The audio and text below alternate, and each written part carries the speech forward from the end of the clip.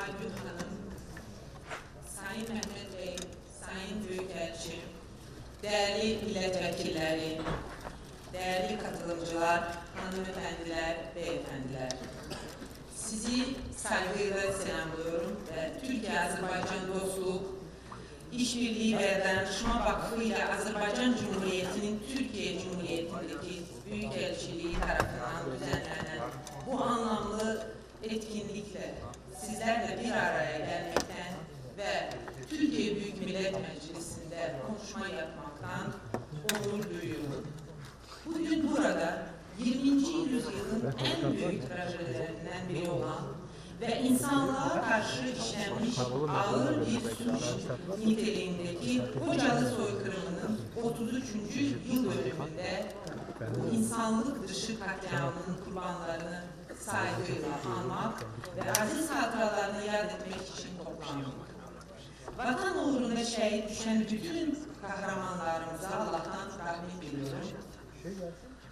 Ben biraz hem hukuki taraftan hem de tarih tarafından okumak isterdim. Biraz konuşmam bazen biraz uzun sürebilir. Kusura bakmayın. Hepimizin bildiği gibi uzun yıllar boyunca Ermenistan'ın Azerbaycan'a ve Azerbaycanlılara sırf Azerbaycanlı, Türk etnosuna ait oldukları için işgal, etnik temizlik ve soykırım politikasını sundu. Yüz binlerce masum insanımız katledildi. Doğdukları topraklardan zorla sürgün edildi. Mülteci ve iç mülteci durumuna düştüler. Bu cezasızlık ortamından cesaret alan Ermenistan, uluslararası hukukun temel ilke ve kurallarına hiçe sayarak Sovyetler Birliği'nin 366. Motorize Piyade Alayı'nın da desteğiyle 25-26 Şubat 1992 yıl gecesi Hocalı'da sivillere yönelik korkunç bir soykırım gerçekleştirdi. Burada benden önceki konuşmacılar bilgileri seyrettiler. Ben yine de bazı mekanlara, statistik mekanlara dikkatinizi celbetmek isterdim. Aralarında 106 kadın, 63 çocuk ve 70 yaşlının da bulunduğu toplam 613 masum insan hünharcasına katledildi. 487 kişi ağır şekilde yaralandı. 8 aile tamamen yok edildi. 130 çocuğumuz anne veya babasını, 25 çocuk ise bütün akrabaların, yani bu dünyada tutunacağı hiç kimseyi kalmadığı şekilde kaldılar. Ayrıca 1275 kişi rehin alındı, ağır işkencelere maruz bırakıldı. Onlardan 150'sinin akıbeti hala bilinmemektedir. Hocalı'da Ermeni işgalcileri tarafından gerçekleştirilen bu kitlesel insan kıyımı, akıl almaz vahşeti ve işkenceleriyle kesinlikle bir soykırım olayıdır.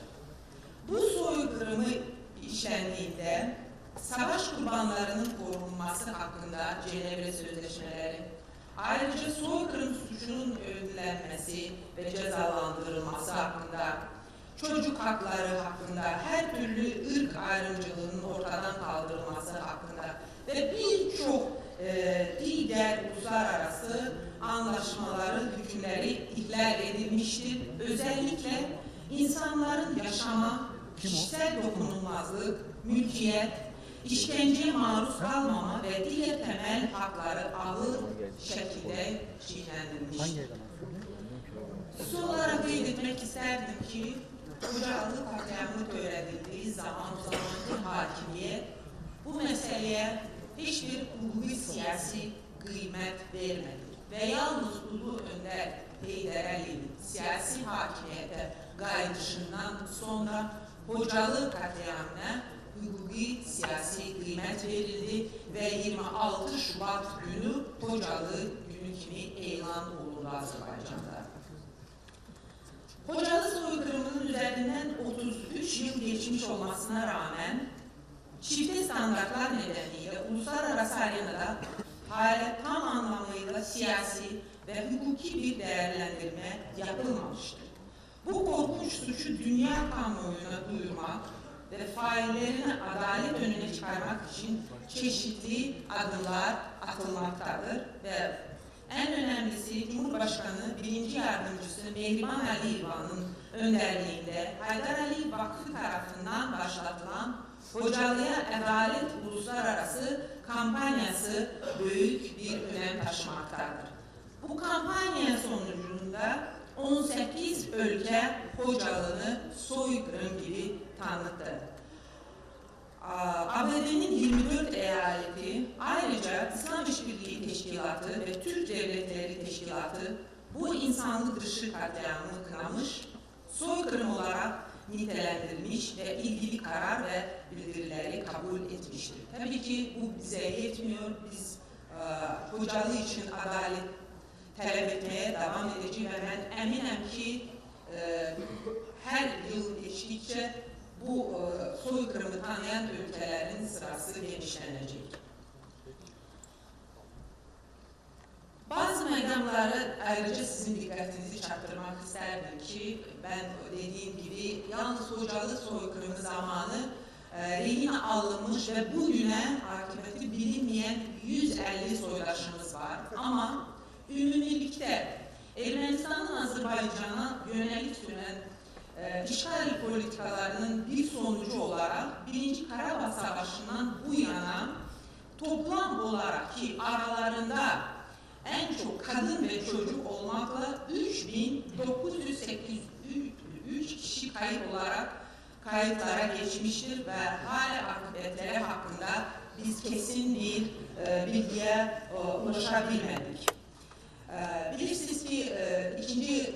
Karabağ Savaşı'ndan sonra Müzeffer Ali Başkomandanı'nın rehberliğiyle Qarabağ ve Şərqi Zərgəzur'da restorasyon bərpa kuruculuk işleri başlamıştır ve müxtəlif bölgelerde bu kuruculuk işleri zamanı kütləvi mezarlıklar bulunur.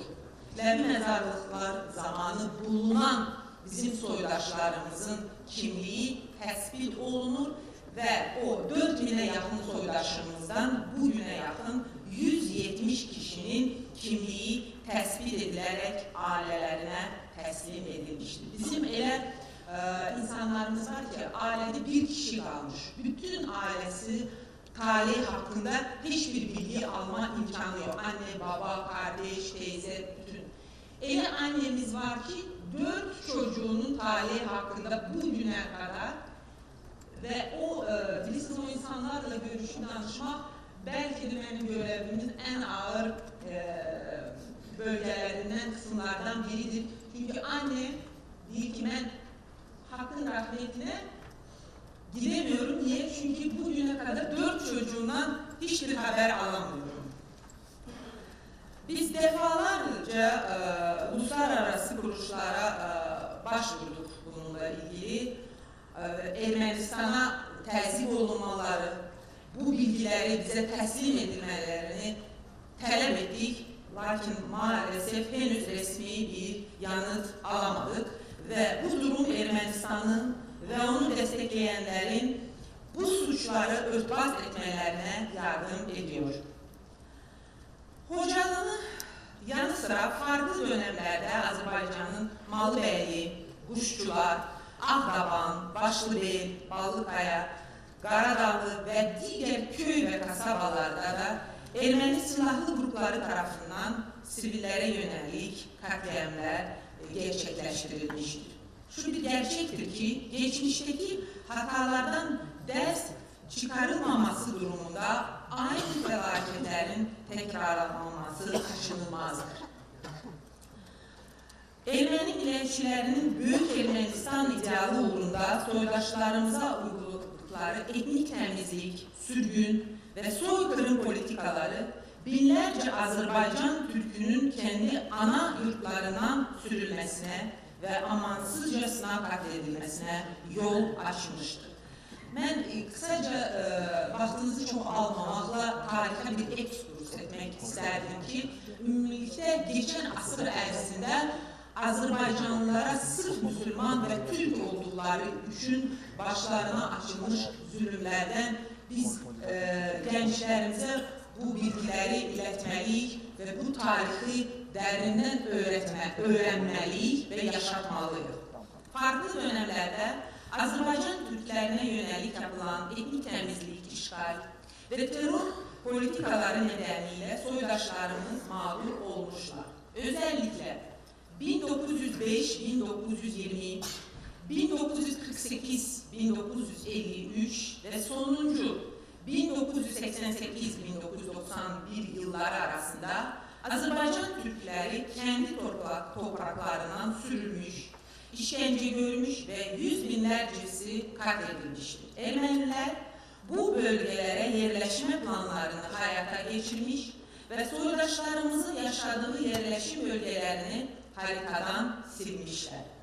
Son göç dalgası olarak 1988-1991 yılları arasında 250 binden fazla Azerbaycan Türk'ünün toplu şekilde öz ata-baba yurtlarından, ezeli Türk torpaqlarından sürgün edilmişler.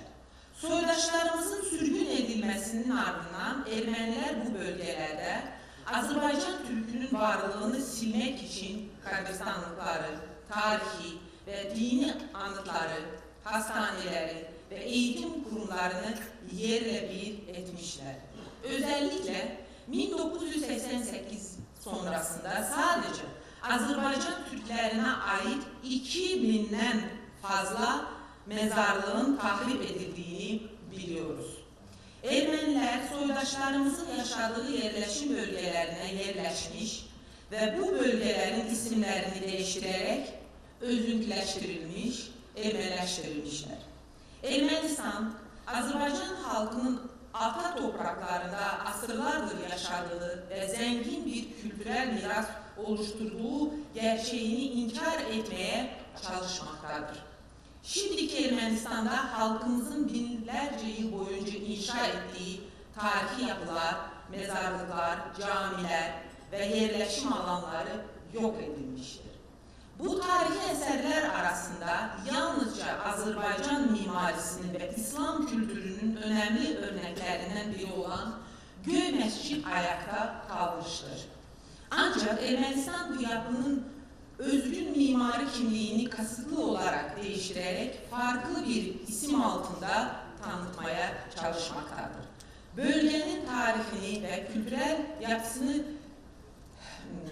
değiştirmek amaçlayan bu tür girişimler hoşgörüsüzlük ve ayrımcılıktan başka bir şey değildir.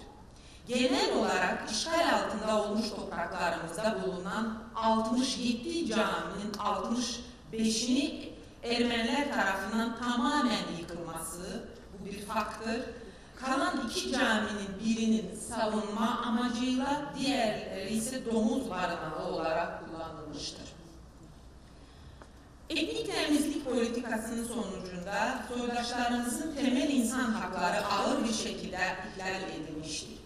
Bir halkın kendi topraklarından sürülmesi ve yaşam alanlarının terk etmesi adeta o halkın yok edilmesi anlamına gelir. Bu tür eylemler modern uluslararası ceza hukukunda savaş suçu ve insanlık suçu olarak kabul edilmektedir. Bununla da yetinmeyen Ermenistan, Azerbaycan'a karşı askeri saldırılar düzenleyerek topraklarımızı işgal etmiş, etnik temizlik yapmış, şehir ve köylerimizi tahrip etmiş ve geniş alanlarda 1 milyona yakın topraklarımızda 1 milyona yakın mayın bastırmıştır. Sovyetler Birliği'nin çöküşüyle birlikte bağımsızlık mücadelesini başlatan Azerbaycan, düzenli bir ordusunun olmaması ve ekonominin zor durumda olmasıyla karşı karşıya kaldı. Bu zayıf durumu fırsat bilen Ermenistan, 1990'lı yıllarda Sovyet ordusunun da desteğiyle harekete geçerek ülkemizin %20'sini işgal etti. Bu süreçte 700 binden fazla soydaşımız evlerinden edildi ve kendi ülkesi içinde zorla iç göçe maruz kaldılar. Hatta zamanında Ermeni zulmünden kaçarak Karabağ'a göç etmiş soydaşlarımız daha sonra Ermenistan'ın işgaliyle ikinci kez kendi evlerini zorla terk etme durumuyla yüzleşmişler. Bir tarafta Ermenistan'dan mecburi göçe maruz kalmış, diğer tarafta ise işgal edilmiş kendi topraklarından uzak düşmüş soydaşlarımızla toplamda 1 milyondan fazla insanın yükünü o zaman ağır ekonomi şartlarda devletimiz dışarıdan hiçbir yardım almadan üstlendi. Azerbaycan halkı bu adaletsizliği hiçbir zaman kabul etmemiş, hak sesini dünyaya duyurmak için mücadelesini sürdürmüştür. Ve 2020 yılda Müzaffer Başkomutan İlham Aliyev'in liderliğinde kazanılan 2. Karabağ Savaşı, Karabağ ve Doğu Zengezur'dan sürgün edilen soydaşlarımızın ata yurtlarına dönmesine olanak sağlamıştır. Azerbaycan'ın bu haklı mücadelesi uluslararası hukukun üstünlüğünün bir göstergesi olmuştur. Bununla da küresel ölçekte zorla yerinden edilen insanların geri dönüş hakkına önemli bir katkı sağlanmıştır.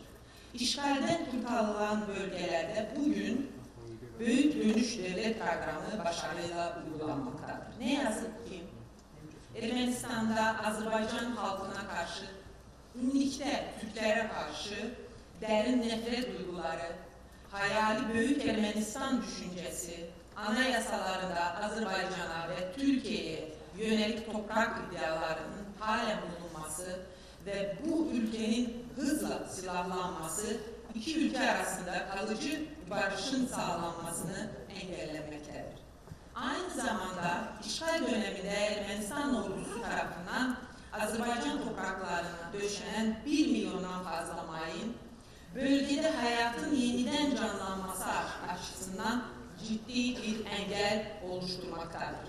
Ermenistan ise kasıtlı olarak detaylı mayın haritalarını bize takdim etmekten boyun kaçırır. Ermenistan'da halk arasında devlet düzeyinde anti-Azerbaycan ve anti-Türk nefretinin oluşturulması ve yıllar içinde daha da geliştirilmesi, Azerbaycan'a karşı işlenen uluslararası suçların başlıca nedenlerinden birini teşkil etmiştir. Ermenistan'ın Azerbaycanlılara karşı gerçekleştirdiği çok sayıda barış ve insanlığa karşı suçlar, savaş suçları, soykırım, etnik temizlik ve sürgün eylemleriyle ilgili yeterli kanıt ve deliller mevcuttur. Bu gerçeklerle ilgili uluslararası kuruluşlara defalarca raporlar, açıklamalar ve başvurular gönderilmiş olmasına rağmen Azerbaycan'a karşı uygulanan şifre standartlar nedeniyle söz konusu uluslararası suçlara hala yeterli tepki verilmemektedir. Bir zamanlar bu katliamın işlenmesine katılan ve şu anda Azerbaycan'da haklarında yasal işlem yapılan Ermeni kökenli kişiler bugün olayın canlı tanıklarıyla yüzleştirilirler ve onlar işledikleri suçları itiraf ediyorlar. Ermenilerin kendi kahramanları ilan ettikleri ve gurur duydukları yazar Zori Bağlayan'ın Ruhumuzun Bir Çelişi adlı kitabında bu bir fakt, uluslararası terörist Monte Melkonyan'ın kardeşi, Makar Melkonyan'ın kardeşinin yolu, bir Amerikalı'nın Ermenistan'a kadar yolculuğu adlı kitabında ve birçok kaynaklarda Hocalı soykırımı zamanı çocukların öldürülmesi, Ermeni askerlerinin işlediği vahşi suçlarla ilgili notlar bulunmaktadır. 2000'li yılı 15 Aralık'ta ünlü İngiliz gazeteci, yazar ve Carnegie Uluslararası Barış Vakfı'nın araştırmacısı Thomas DeWaal, o dönemdeki Ermenistan Savunma Bakanı ve daha sonra 2 dönem bu ülkenin Cumhurbaşkanlığını yapmış Serj Sarkisyan'dan bir röportaj almıştır. Bu röportajda Serj Sarkisyan, Hocalı soykırımının işlenmesiyle ilgili itiraflarda bulunmuştur. Bu itiraflar Thomas DeWaal'ın Black Garden, Armenia and Azerbaijan, Peace and War adlı kitabında yer almaktadır. Serj Sarkisyan'ın bu cinayetlerin işlendiğini itiraf etmesi, Ermenistan'daki mevcut ideolojinin diğer milletlere karşı nefret temelinde şekillendiğini bir kez daha ortaya koyuyor. Türklere karşı nefret söyleminin bir diğer örneği de Ermenistan'ın eski Cumhurbaşkanı Robert Koçaryan'a aittir. 2001 yılında Avrupa Konseyi Parlamenter Meclisi'nde yaptığı konuşmada Ermeniler ve Azerbaycanlılar etnik olarak uyumlu değildir diyerek açıkça Ermenistan'ın Türklere ve Müslümanlara karşı olan derin nefretini gözler önüne sermiştir.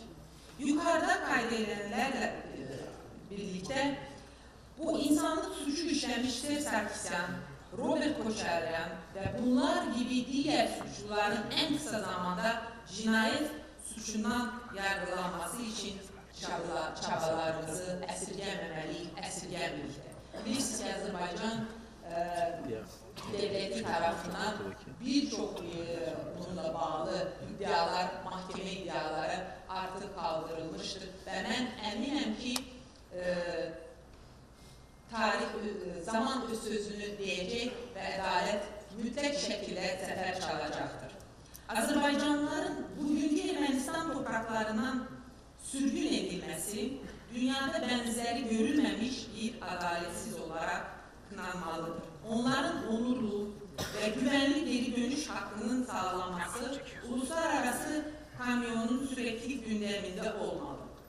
Ve bu durumun devam etmesi uluslararası barış ve güvenliğe tehdit olarak değerlendirilmelidir. Uluslararası belgeler, Ermenistan'a kendi topraklarından sürülen Azerbaycanlıların hiçbir ayrımcılığa uğramadan barışçıl yollarla evlerine güvenli ve onurlu bir şekilde dönmelerine imkan sağlamak dahil olmak üzere onların haklarının iadesi ve korunması konusunda somut yükümlülükler getirmektedir. Bu nedenle zamanında bugünkü Ermenistan topraklarından sürgün edilmiş Azerbaycanlıların kendi vatanlarında yaşama hakkı temel dokunulmaz, mutlak ve belirleyici bir unsur olarak kabul edilerek garantisi altına alınmalıdır. Ermenistan'ın ulusal hukuk çevresi Azerbaycanlılar için erişilebilir hale getirmek üzere iyileştirilmeli, onların eşit hakları sağlanmalı. Ana dillerinde eğitim almalarına, yasama, yürütme ve yargı organlarına Azerbaycan dilinin kullanımına imkan tanınmalıdır. Amacımız Ermenistan'dan zorla göç ettirilen soydaşlarımızın barışçıl, güvenli ve onurlu bir şekilde ata topraklarına geri dönmesini sağlamaktır. Bu tamamen bir insan hakları meselesidir. Ermenistan'ın bu çabaları tehdit olarak göstermesi, meselenin özünü çarpıtma ve uluslararası hukuka dayalı geri dönüş hakkını inkar etme girişimidir. Zorla göç ettirilen Azerbaycanlıların ata topraklarına barışçıl dönüşünü sağlamak için uluslararası hukuka uygun olarak yürütülen girişimlerin küresel toplum tarafından desteklenmesi büyük önem taşımaktadır. Başarıyla uygulanan geri dönüş konsepti çerçevesinde atılan bu adımlar, Ermenistan'dan zorunlu olarak göç etmiş Azerbaycanlıların güvenli ve onurlu bir şekilde ata yurtlarına dönüşüne önemli katkılar sağlayacaktır. Türk dünyası ve dünya tarihi için bir leke olan Kocaeli soykırımının dünya kamuoyu tarafından değerlendirilip tanınması için tüm imkanlarımızı seferber ederek hep birlikte mücadele edeceğiz. Ancak o zaman masum insanların ruhları karşısında başımızı dik tutabiliriz. Konuşmamın sonunda bu nazik davetleri için Türkiye-Azerbaycan Dostluk İşbirliği ve Danışma Vakfı ile Azerbaycan Cumhuriyeti'nin Türkiye Cumhuriyeti'ndeki Büyükelçiliğine bir kez daha teşekkür ederim. Hususi Genel Sekreter buradaydı. Türk Büyük Millet Meclisi'ne teşekkür etmek isterdim. Ve bu etkinlikte bizimle birlikte olan bütün siyasi parti temsilcilerine Azerbaycan Ombudsmanı olarak özel teşekkürümü ve şükranlarımı bildirmek isterdim. Çok sağ olun. Dikkatli olun.